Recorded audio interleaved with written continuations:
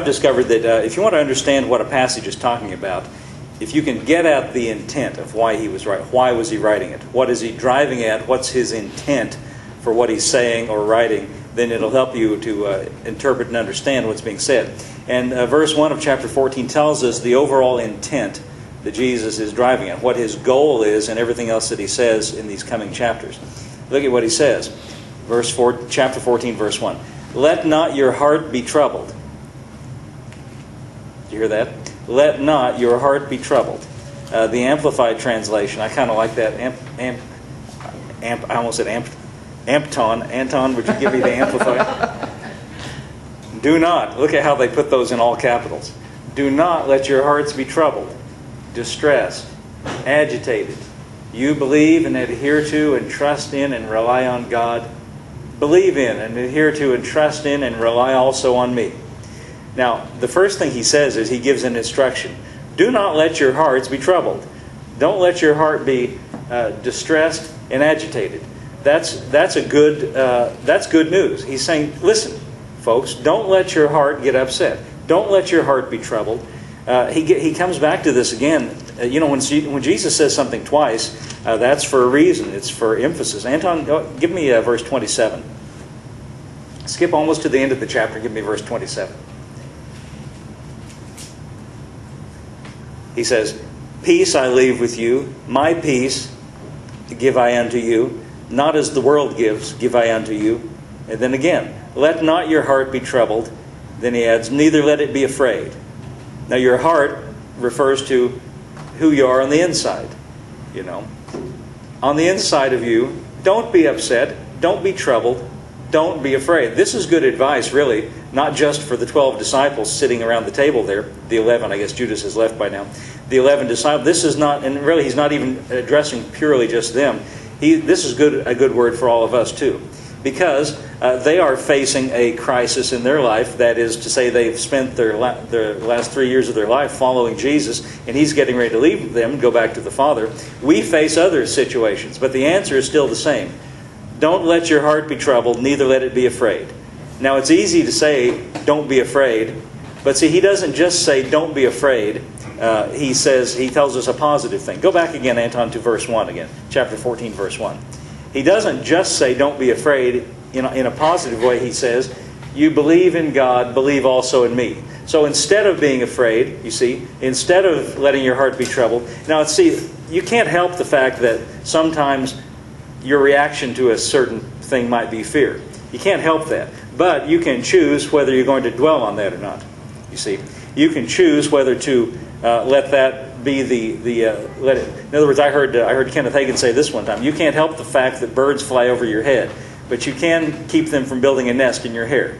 In other words, you can't help the fact that you might feel afraid sometimes, but you can choose to believe in God instead of being afraid. That's what he's saying here. You can choose to believe. Now, I like the Amplified. Put it up there one more time, please, Anton. Amplified says, he explains what it means to believe in God and believe in him. He says, you believe in and adhere to and trust in and rely on God. Believe in and adhere to and trust in and rely also on me.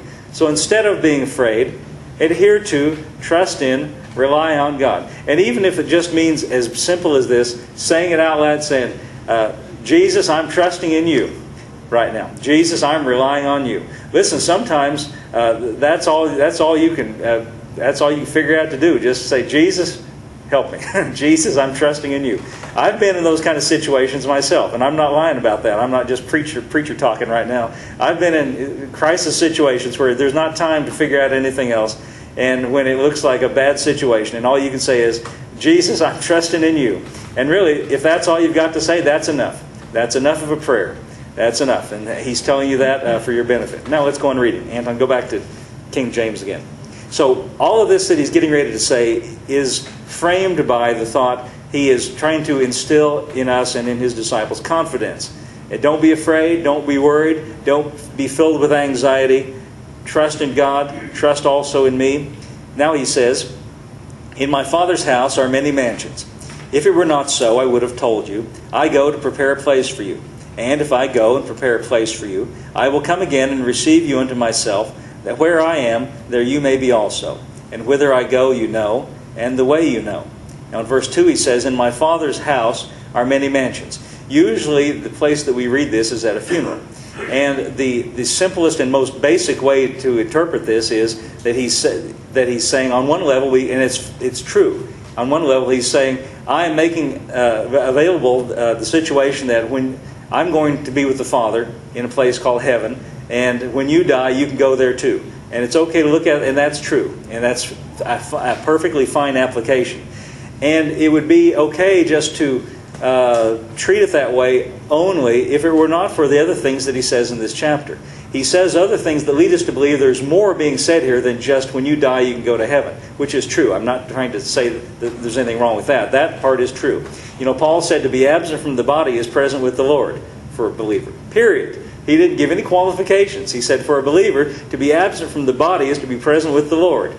Period. No ifs, ands, or buts about it. So I'm not taking that away. But there's more to it than that. And the more to it has to do with the fact that he's going to the Father, and when we've lived out our full length of life in these bodies, that's where we're going to be too. But here we are now. See? Well, I thought of something I was going to say, but then I'm trying to pre-edit what I'm saying. Here we are now. And it's going to be heaven there, but as one person said, it's the other thing here. It's heaven there. But see, Jesus didn't mean for us to think and have the attitude that it's going to be great there, but now, while in the meantime it's all miserable. See, he says a little later, he says, I'm not going to leave you as orphans. I'm not going to abandon you here. Now, this is kind of an interesting turn of words here, wouldn't you say? In my Father's house are many mansions.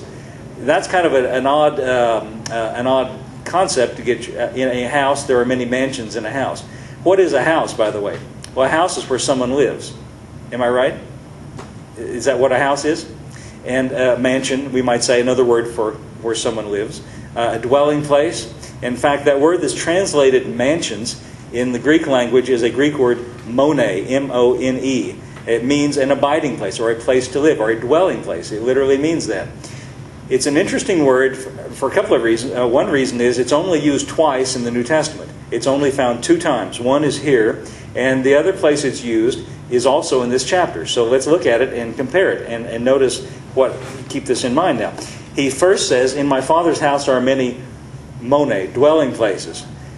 And then this word is used again. Let's see, it's in same chapter, verse 23. Chapter 14, verse 23. After they were saying, how are you going to manifest yourself to us and not to the world? He said, I'm going to come and manifest myself, make myself real to you, not to the world. And Jesus answered and said to him, if a man loves me, he will keep my words, and my Father will love him, and we will come to him and make our abode with him. Now that's the same word mone in the Greek language that was used for in my Father's house are many mansions. It means a dwelling place.